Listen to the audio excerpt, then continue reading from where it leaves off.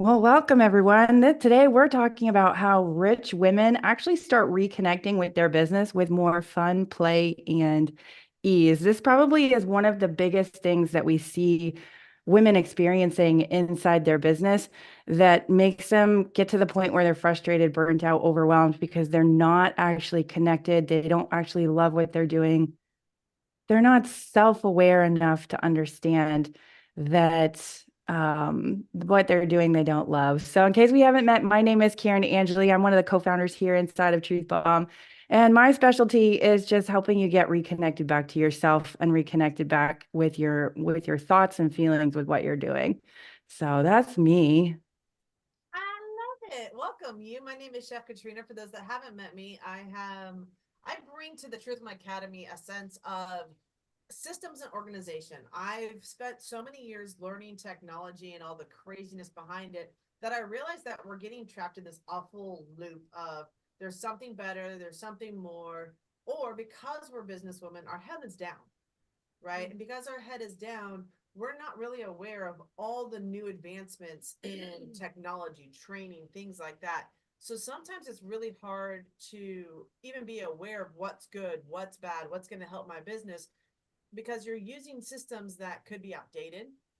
And so understanding how to update without taking anything away from your system or recognizing that what you have is really good and just making those fine-tuned little adjustments to your system because automation is key. Learning how to build your business is key, and systems help women step back from their business so that they can work on their business and not have to be always in their business. So that's one of the things I love to bring is the play around systems and that bringing it all together for simplification. Awesome. Yeah, my name's my Your name's name's Heather. Yeah, yeah. Yes, good name. I like it. Good Hard to story. pronounce, I'm saying. Are you done? No, no, actually, she's not. She'll never be done. My name's Heidi Muma, and I love helping women to realize profit in their business and have an effective cash management system because it doesn't matter if your company makes $10 million the first year. In 5 years, you could be bankrupt if you don't have a cash management system that is effective. The sad story is I actually heard this the other day. I was talking with a good friend of mine, and it breaks my heart because I've been there too. Like I owned the restaurant, I owned the business, and I remember there was a lot of mistakes that were made, but there were definitely a lot of learning elements inside of those mistakes.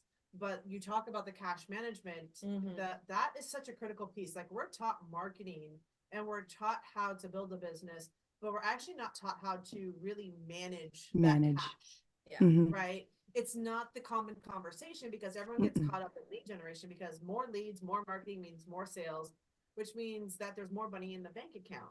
And you're constantly being told you have to reinvest into your business Yeah. to continue that momentum, to continue that growth. And until you get to a certain point, it's like you're not really actually being fed by your business. Oh, you're starving. You're starving. How You're long can feeding you your starve? business. How long can you starve? But Really, it's like sometimes that's a challenge to people. but the crazy thing is Yeah, no, I won't do that. That's not for me. And let me tell you, you'll enjoy your business a lot more if you're Mhm. actually realizing profit and being fed by your business. yeah. Your business, 100%. Mhm. 100%. I'm just like, how do you really enjoy a business that you are constantly feeding and you're a slave to it? And that's the Yeah. cycle that we Because heard. you'll be a slave to it if you're not taking it and like being paid by your business. And that was the Yeah. cycle. Like I was talking with this friend and like I said, I've done the same thing. Like if I had a cash management system in place when I owned my restaurant, not necessarily, I don't think I would have kept the restaurant. It really wasn't for me. Like I knew it was, but it was my training ground. It really was my first introduction to the world of business and running multiple areas of a business, like really understanding how a business ran, the financials, the employees, hiring, firing. Like you had to go through the whole thing when you own a restaurant. There's no area of your life that's not touched by really having a brick and mortar type of Right. business, Yeah. right?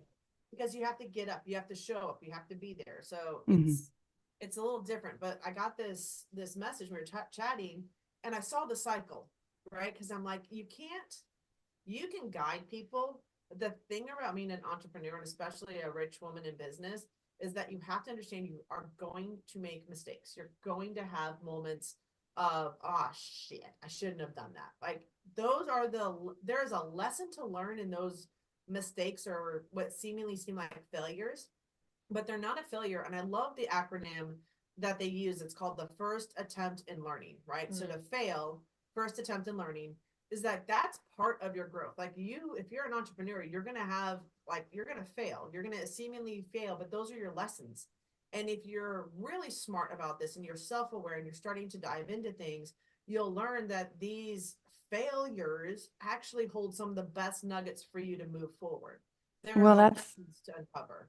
I mean, that's a big piece of getting reconnected back with your business. All of what you just said, like where it can come with failure. It can also come with success. It can come in both ways where you're like, you're super successful too, but you're just completely burnt out. So you're the other end of the spectrum also. So the crazy thing is, so on the appearance level, this business was booming. They could Mm. not keep up with orders. There was so much product being ordered that they actually couldn't keep up with it.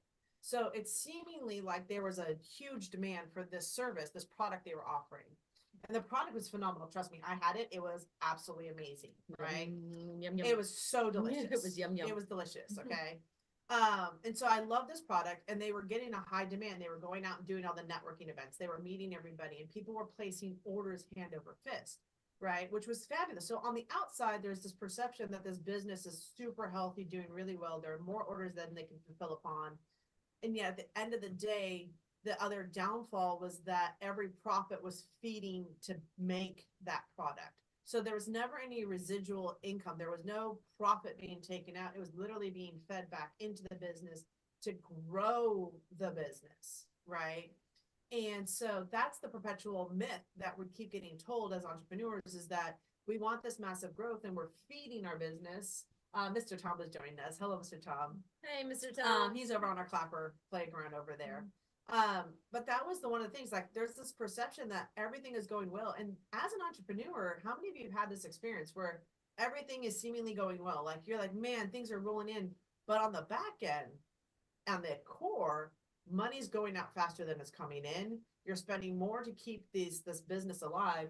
And you're really like, it has this almost overwhelming process to it.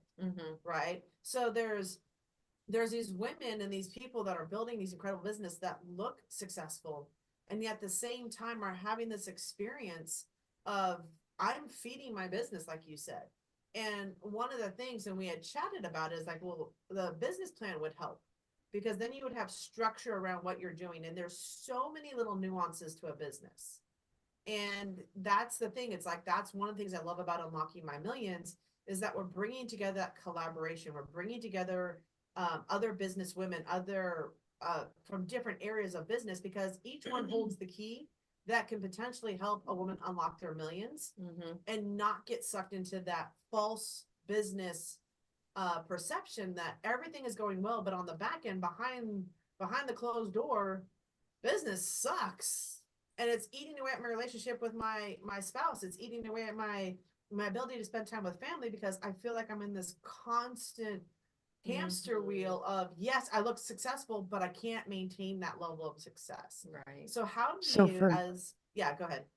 for me, what ended up happening is I was successful financially. I didn't have that perpetual struggle with money like you were talking about. I actually was making profit in my business, but where I guess you can say failure came in is that I was working in a way that I didn't enjoy. And I knew it, but I was like, well, how do I get off of this? Like, I'm stuck is what I felt like. I remember thinking to myself, like, okay, well, this is what I have to keep doing because this is what people are telling me I have to keep doing for the rest of my career. Like, I don't want to do this.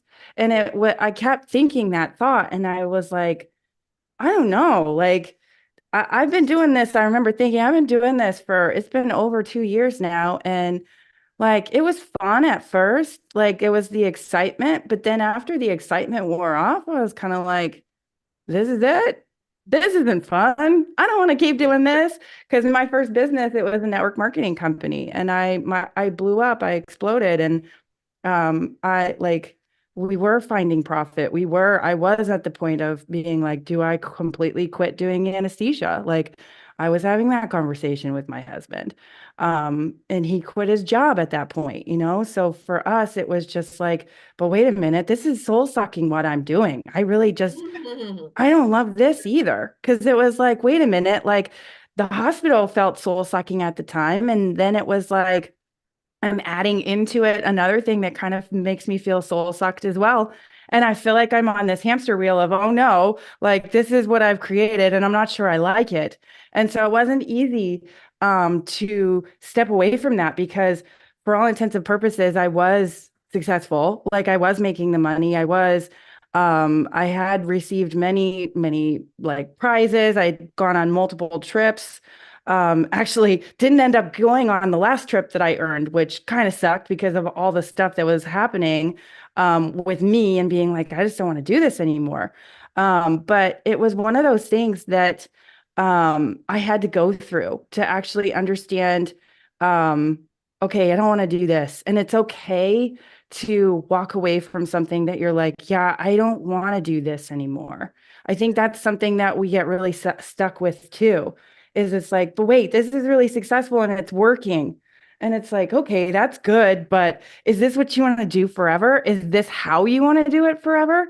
And so for me, when I found online marketing and video marketing specifically, I freaking fell in love because I was like, wait a minute, like this is fun. I love showing up on camera. I know people like that's like weird for a lot of people that like most people don't enjoy showing up on camera, but I freaking think it's cool that you can have a piece of you out there on in the ether always talking to people and you're not even there, like you're there but you're not, like I was like this is fun and this is cool.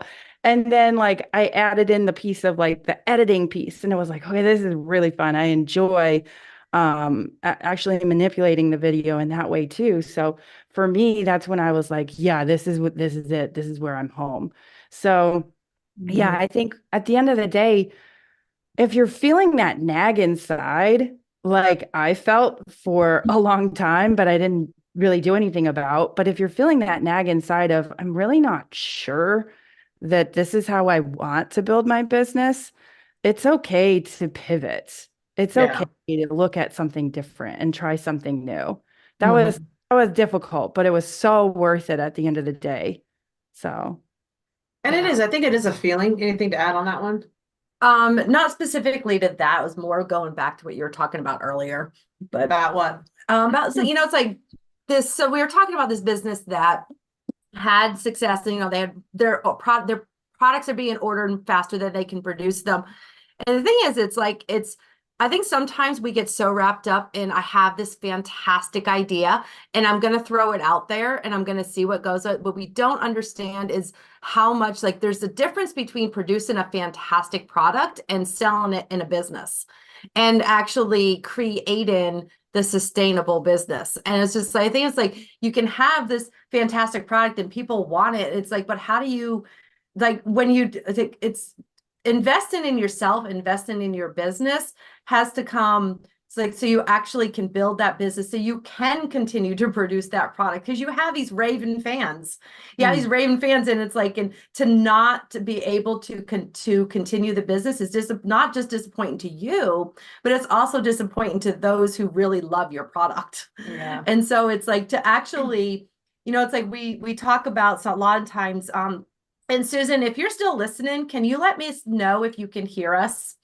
Susan said something about not being able to hear us well On YouTube. So on we just wanted to YouTube. make sure the sound and So- volume is up over here. But I just want to say, it was like, it's like we talk often about coaching and mentoring and things like that. And it's like, people who are really wealthy understand the value of coaching and mentoring and learn those skills that we don't always have. Just because we have a fantastic product doesn't mean we have the skills and the mindset behind running the business. And running a business reveals so much about you, Oh yourself. God, yeah. You will get to really know yourself well.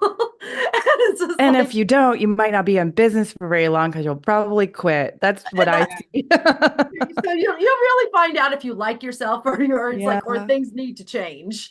Yeah. And like so that I think that's oh good, she hears us good now. Okay. So I think, and that's one of the huge values of being an entrepreneur and Mhm. actually realizing, putting that product out there, seeing the people's reaction to it. And really it's like the value of being an entrepreneur and what you learn about yourself is fantastic. Yeah. Oh, yeah. And I think when you're a product-based company too, the one thing you really have to look at is your cost of goods. Like, what are you paying for your cost of goods? And I know that's one thing that we talk about inside of the cash flow and the cash management system that we really love and teach. Because if you understand what your expenses are and you realize that that's got to be such a small percentage of your overall business operation, it's not the common knowledge that we say, okay, Right. expenses should be just like 30% or less of your overall business, right? How do you even get it down to like 20%? How do you really minimize your expenses so that you are more in that profit and more in that growth phase? And I think a lot of times when we get into product-based businesses, we are at the whim of not knowing how to find wholesalers, because that's a big piece. Wholesalers, what if you guys have never done product-based and you're not realizing it, a wholesaler gets you the best price. It literally is the closest like gap financially from coming from the maker of like the product that you're buying. So like I'm going to use food. So like if you're coming from the butcher, the wholesaler is buying that butcher product at one of the lowest prices and then is able to really pass that savings on to you.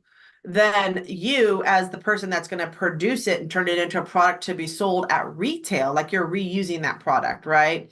Like you have to understand that you don't want to go to the store and be buying all your products for your thing, because you're now paying retail and then trying to retail it. So you're basically at the highest level making the smallest profit, and you're not managing that expense. Yeah. And sometimes you don't know who to go to for that. And I think that's one of the beautiful things around Unlocking My Millions, and that the women that we're bringing in, because they're from such different businesses and backgrounds, they all have different networks that you're going to be able to tap into as a business owner, things that you don't know. Like I remember having a conversation with a friend of mine around liquor. Who knew liquor was so delicious, right? But when I owned my restaurant, the one thing my sticker shock came because I had a beer and wine license, right?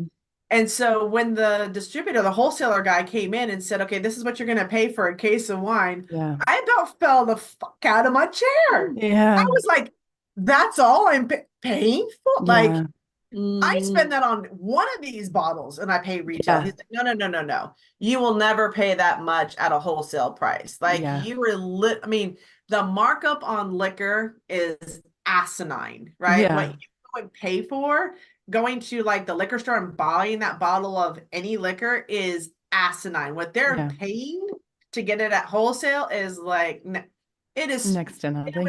It was the most mind-boggling experience I ever had around like how much a keg costs you versus what they sell it for. They're like, yeah, buy a keg, because a keg will cost you like 50, 60, 70, $100, but you're getting, 70, 80 pours out of it at $5 a glass. Who do you think is going to make the profit? Hello. Yeah. Right. So I think it's interesting when you look at a product-based business, if they're not understanding how to best source the product price, that's a big detriment for them too. So I think it's learning if you've never been in those industries, because so many of us come into business with a heart, a passion to change something. We just don't know the resources available to us. Yeah. And that's one of the things that you have to look at, is like, you don't know where to source and get the best information because your head is down and you only have a network that's like this big. But the thing about Unlocking My Millions and the women in there is that the network that you have is now connected to another network, which is now connected to another network, which is connected. So over time, this network expands infinitely. to be able to have you, because that was one of the big things I know that, for rich women that are doing different things in business, we wanted them to, I get this question a lot. I don't know where to go to get the service I need. Like, who do I go to get this education? Who do I go to best help me do this in my business? Because their network is small. Yep. And you can network, but it's going to take networking to grow the network. And I think women in general were really, really good at that networking conversation, like really good at it. So we've actually been doing this for centuries. We've been doing this behind the scenes for years. We've been talking to each other, helping each other, supporting each other. And I think that needs to come back into the business world, especially for female entrepreneurs. I do think it needs to come back, because it's like women, it's like you talk about how natural it is for and to network. And I'm just going to go back to, the phrase, it's like it takes a village to raise your children. Believe me, it does. I think the village to raise a business. Well, and that's the thing. It does. There are so many correlations. And I was extremely blessed when my kids were little to have a village sense. That was like where I raised my kids with other moms, with other families, we fed into each other. We poured into each other. We were resources for each other. And women, we do that so well because, I mean, that's just who we are intuitively. And it's just like, it's the same thing with your business. Your business is basically your child. I mean, it sometimes tells you what you have to, like, it tries to back talk to you, it's like, you try to direct it, you try to tell it what to do, you try like put your hands in here, and sometimes it just strikes back at you. Yeah, you're same like your children. So I mean, sometimes it's like, but seriously though, that network around you, that network of other, and it's like, and women, it's like when we're in a network with specifically women, there's a different dynamics around it. Now it's like when you add the men, it adds that extra dynamic, which is fantastic also. But there is a difference between, it's like, going out with the girls' night and going out with a mixed group. Yeah. There's a different dynamic. And one isn't necessarily extremely better than the other. It's just different. And sometimes there's a benefit to it. And there's a value to it that you don't realize when you don't experience it. Yeah, I agree. Yeah. And go ahead, Karen. Well, I mean, at the end of the day, the networking can be done and should be done online or offline. Like, it doesn't matter at the end of the day. Like, let's be honest about that. The networking piece can be done in so many different forums.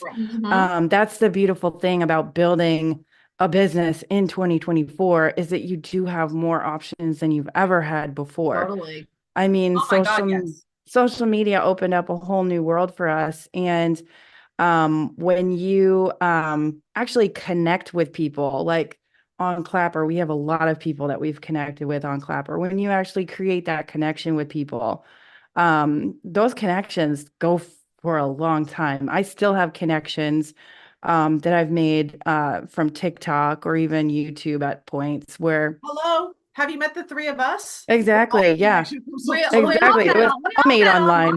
Yeah, exactly. Exactly. So I mean, we lived in the same town at different times, but we lived in the same town, but we met online. That's funny because you guys lived in the same town at different times. Karen and I lived in the same town. Yeah. Yeah, that's weird. Like at some point, okay. But we met online. Think about that. That's weird. We've all been in contact with each other at some point, whether through location or a proximity. That has brought us together. I just got chills. But we met online. But we all met online. Hey, I mean, that's pretty cool. Yeah, sometimes that's how it goes, right? Yep. I mean, like, look at, so let's go to like dating services. Like, there's a lot of online dating services. Like, people meet people online. I will say the younger generation is going, wait a minute, we kind of want to meet people in person. This isn't how we want to do it anymore. Yeah. So that's the thing. Like, ask yourself, this is how you get connected back to your business. How you're building your business, does it make you happy? Like how you're networking with people, how you're connecting, how you're growing, how you're, whatever you're doing, Like, does it make you happy? Like for me, I'm such a weirdo. I love testing on social media. These Yeah. two are like, no, thank you. But yeah, I freaking am just like, I have a good time because I'm like, And ooh, it lights you up. it really does. Like it makes me happy inside. And I didn't feel that way when I was doing like the belly to belly conversations with Yeah. people. I didn't get that light up. Like I love connecting with people. Don't get me wrong. I love connecting with people. But for me, when it comes to like figuring out how, I don't know, I think it's like figuring out people because that's really what social media algorithms are all about, like figuring out people and how they move through certain systems. And Mhm. so for me, it's like a game. And I'm like, let's figure this out. Well, and you talked about like, okay, I'm going back because you said something Yeah. like, what is our topic this week? What are we talking about? Reconnecting Reconnecting. back to your So business. and I just needed that reminder again. So, Yeah, it's cool. It's cool. so like when you talk about reconnecting as your business, right? I think one of the things you have to look at is sometimes speed of business and the fast growth of business doesn't necessarily serve you. Yeah. Sometimes, and the one thing we've been talking about, especially this week when we talk about inside of Blocking Millions, is learning to slow down to get To go present on what fast. you're Mhm. doing, because Yeah. sometimes we are in such that, oh my God, this is so successful. We get so excited and we're just like, we want to just keep growing and growing and growing. That was one of the things that we really looked at as we were building out Unlocking My Millions, as we were creating this training for women, was how do we get women to slow down? Heard of more businesses failing because they were too fast. Or they're not just not they're too fast, but they're not taking that time to reconnect to their purpose of their business. Their foundation Right. isn't strong enough. The foundation isn't there because they're being told or fed this ongoing information that may or may not be serving. And I don't know because I don't know everyone's story, right? But what I'm saying is that I learned, even for me, as I was growing successfully in the business, and as I've done other course creations and everything else, I really wish somebody had said, stop. Like, take a break, take a moment, breathe, right? And get present back to what it is that you're doing. Like, what is your foundation? Because so many times it's super easy to just climb that ladder, and then you're wondering if the ladder is even on solid ground. Right? Is the ladder even sitting on the solid? Is it even aligned with what you want your lifestyle to look like? And when you start putting that back in place, especially for women, and you start allowing them to prioritize what's most important to them while building the business, there's a lot of the women have said to us, I finally got who I am in my business. I'm starting to get a sense of ease now around running my business, where before it felt like I was always in the doing mode. I was working every single day because I thought that's what I had to do in business. And we're trying to remove that had and get you to really reconnect back to your purpose, your passion, and ask yourself, where are you right now? And does it align with where you want your life to go? Right? Because we always know that you're always at choice. Every morning you can choose how your day is going to go. And so we wanted to get women really back present to why they're building their business, what has them build their business, what their season of business might look like. Are you somebody that's building this for the short term? I know a lot of businessmen that build a business for the short term. They Yeah, so build I to can sell sell. it. Mhm. Right? I have very rarely met women so far, and then it's just I'm increasing my circle of influence around this, but I've met very few women that build a business with the intent to sell. Typically, they build the business because we want to continue supporting doing good in the world. So it's interesting the different approaches that men and women have to business. Some get in with the intent to build it up to X amount of dollars with a purpose to sell it off to start another one. Yep. Like that is a cycle. And then there are those of us that get into business and say, how do we make this a legacy play? Right. And then there are those of us that get in business and they're like, oh my God, I have a business because I need the money now. Right. And so they build the business because financially that's what they need. They need to help, supplement. They want to stay at Yeah. home as women. They want to do better. And so there's all these different places that we come at as women, depending on our life cycle, depending on what's going on in our life, where we come into our business. And I think what's really missing and has been missing for us for years is a foundational female business model to go after. Right. We've been traditionally following a male vision of a business. And what I love about what we teach women how to reconnect to is that there's the way that they're building the business that's okay, right? And Karen, like you said, it's like I just felt like I was always I was always on that Yeah. motion wheel, right? And Yeah. I felt the same way. I was starting to, when I owned my restaurant, I was like, oh dear God. Yeah.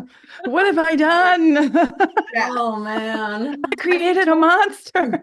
You know what was interesting though is at the end when we knew we were closing the doors and selling it or getting rid of it altogether, those last 2 to 3 weeks with my business partner as we were running the restaurant, we were laughing more, we were playing more, and we made the conscious decision to do this. Like it was either, and I remember sitting down at that 9 month mark, and we always talk about checking back in with your business plan, checking back in with your foundation, finding out if you're going to do this. And I just remember sitting down with him and saying, he's like, we've put money into this. We're going to have to continue putting money into this. Is this really what we want to do with our lives? Like, do we continue feeding the beast that's not feeding us? Or do we make the conscious decision to either find a buyer or close the door? And so we had set out to find a buyer, but at this point, the restaurant was kind of beyond salvageable, to be honest. And so we kind of just said, all right, then we're just going to close the door. But those last 3 weeks, I mean, honestly, we were dancing, we were singing in the kitchen, we were having way more fun because we understood why we made the choice that we did. And we really made it consciously. So I think that's why when I left the restaurant industry, when I closed the restaurant, I didn't have any animosity of it. I didn't feel like I was a failure. What I looked at was how many lessons did I need to learn in that. And that really was the driving force that I was like, okay, this is why I want to get into social media marketing, because if a business knew how to do one thing on social media, 100%. one freaking thing, and got really good at one thing, because right now they're trying to teach you how to do everything. Okay, you need to have a podcast, you need to have this, and this. That's a lie. You just need one thing that works for your business, right? And that for me is like, I went in with it. I said, okay, how do I save more small businesses, or how do I support more small business owners not have to make the choice that I did in closing the restaurant, or allow them to make that choice in closing their business, that they're 100% comfortable in that decision, whether to sell, whether to close. And then when that happens, what I always find is like when something closes, it opens the space for somebody else to step in and bring forth a new idea. So I never look at closure or a closing of a business to be a bad thing. I think that's where you have that abundance mentality where everything makes space, where one thing gets removed, another thing will step in. And it's like, it's just a beautiful circle in business. So I don't think every business needs to succeed. And I think it's all a personal decision as a business owner. What I want to see is I want to make sure that women always feel that choice around the business that they're in and what they're doing with their business. Because a lot of times I feel like things happen to us, right? Instead of being at choice for, and like feeling like it, because there's a lot of times there's a lot of, like I've met friends of mine in the restaurant industry that have shame and blame around closing down their businesses, that feel like they've let people down, that have a lot of guilt around it. And sometimes it feels like this, like everything was working against you. And I love what Karen works on with you guys around this, especially the women, is that rewiring of that mindset, right? Really looking at what are you choosing to say about your business, about yourself, and really going through that process. It's been an interesting journey this year, to be honest. I love it all. Well, I mean, one thing, like going to the rewiring of your mind, like you talked about how at the end of your time in the restaurant where you were about to close the doors, those last 3 weeks, you guys were dancing. What if you had been dancing the whole time? What kind of different experience would you create?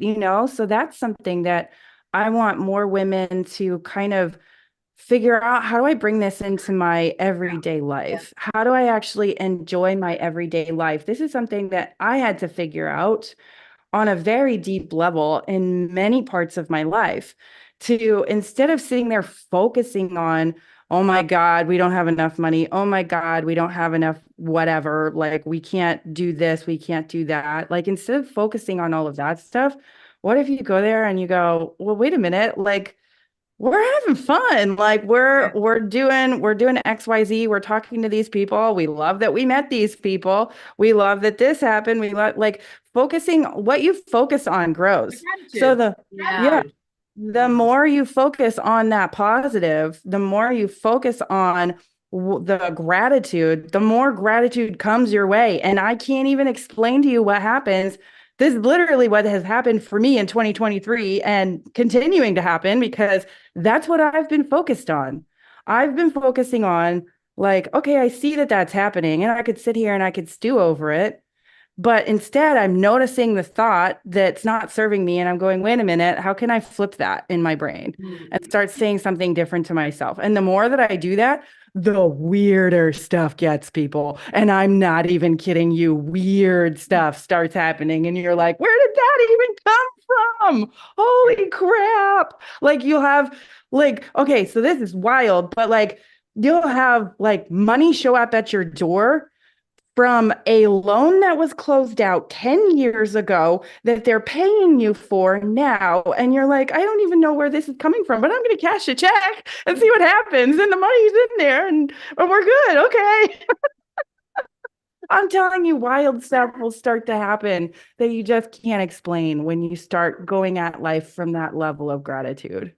It is. And to get back to a point that you made earlier, Heidi, one of the things is that building and being successful in business does require ongoing coaching. Like I remember, listening in, they're like, top actors and actresses always have multiple coaches. They have a voice Mm. coach, they have an acting coach. Like even if they're at the top of the game, they're surrounded by people that continue to pour into them, right? And I think that's the one thing that I've learned over the years as an entrepreneur is that while it might not seem like it's worth the investment, if you're trying to do business without having a coach or surrounding yourself by people that have more experience or know different things than are in your current wheelhouse, it is so important. And I've invested in a lot of different things over the years and a lot of different coaches. And I've even recognized that, a coach can be a book. Right. So, but having that library of resources that pours into you that you can go through, but it's also about who are you talking to out loud about your business? Who are you getting feedback from? Who are you in conversation? And I think there's a place always for traffic coaches. There's definitely in the world of marketing, you're going to need a traffic coach. You're going to need a cash management coach. And I don't necessarily think it's always going to be your CPA or your bookkeeper. I think sometimes you need to be just talking with other people that are working with a large amounts of money in business to have a different conversation because it's different than personal. Yeah. Your personal finances is one conversation. But what I think if more people understood that personal finances is better equated when you start taking the business financial structure and using that in your personal business, in your personal life, you'll actually start saving, creating more generational wealth because business finances actually leads personal wealth. But it's understanding how businesses run that really gives you an unfair advantage to better managing your own money at the next level, right? And so I always find it interesting that everyone that leads with that. But when you reconnect with your business at that level of understanding of growth of business, it's gratitude, it's being in the positive mindset, it's surrounding yourself by coaches and mentorships and willing to invest. Your investment in your education and ongoing education, like there's always programs, even for us. Every year I'm looking at, okay, what seminar do I want to go to? What event do I want to go to? Where do I need to go and get some sort of information outside of what I think I know? Right? Because that really is going to continue to grow. If you ever hear yourself saying, oh, I know that, or I know that, or I've done that before, and you keep saying that in your language, I invite you to get out of that conversation and go do something you think you already know, because you will discover that there's a nugget that you will take you to the next level. There's a nugget that will, a person that you'll meet that will change the course of your life. So it's really when you start saying, I know that, or I've done that, or I have that, you stop hearing what's possible in the world. And so I invite you to always be looking at where can you go for coaching? Where can you go to grow as a human being? Right. And I know unlocking my millions is not for everyone. It's not for every female entrepreneur out there. And we're very unique in what we deliver in terms of mindset, money, and marketing methodologies, because we've done the traditional. All three of us have done the traditional. And what we said was, there's actually a different way women approach this. And let's work on that with women. Let's figure out how to take that training and really bring it to life for women. I think we've done an incredible job based on the feedback we've gotten from women. Everything from activities they've done inside the academy that they're like, this one activity was worth $20,000 on its own. And it was one activity that changed the course of their business. So you never know. You may think you know it, but even for myself, I'm always willing to say, maybe I don't know. Maybe there's something for me to learn inside of this. What do I need to surrender and really look at and be open to? Because I truly believe that the more women come together inside of Unlocking My Millions, inside that community, and go through that training, the more they're going to unlock their true potential. Because I think we've been hiding still, trying to be something that we've been told we have to be. And with Karen and Heidi and myself, we're letting you be you. And we're saying, however you show up, however you come into Unlocking My Millions, really will be the best place for you. It doesn't matter where you're at in your business. If you're just getting started, if you're successful 6-figure, like we brought in individuals, a millionaire already, this is your opportunity to come and either pour into somebody else or get that one nugget that could change everything. That's it. I love it. Yep. So if you want to join us inside of Unlocking My Millions, there's actually going to be a link in the description here on YouTube. And if you're here on Clapper, there's a link in the bio that you can check out also. We are literally going live in a couple hours where we're going to be starting teaching that believing, thinking, feeling loop, and getting you back to what are your thoughts and feelings about your business, and how can you start rewiring them so that you can create more success in your business. So with that, I think we can call it a wrap. It's a wrap. And if you're watching us on YouTube, hit the subscribe button. Subscribe. I like the subscribe button on there, right? Or it's up there or somewhere, because I like to share that with people. Thumbs up. And then if you're following us on Clapper, follow us. Like, we love to connect with you guys on Clapper and get to know more about you. Reach out to us, message us. Definitely on the Truth Bomb Academy, which is the one Karen is on. Definitely connect with us over there. I will kind of see and overhear on mine for the Chef Katrina one, but definitely follow us on YouTube. Check us out live, be in our conversation, and welcome to 2024 and a new way of doing business, ladies. All right, with that, I'm going off. Bye, everyone. Bye. Bye.